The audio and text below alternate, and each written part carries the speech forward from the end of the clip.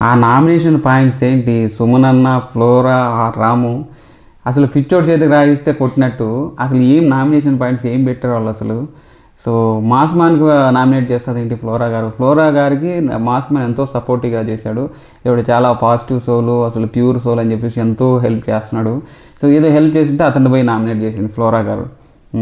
ఈ సుమన్ అన్న అయితే పోయి రీతు గారిని నామినేట్ చేశారు. రీతు గారిని నామినేట్ చేసిన పాయింట్ ఎలా చెప్పాడంటే అసలు కామెడీ కామెడీ కామెడీ, మామూలు కామెడీ కాదు అసలు.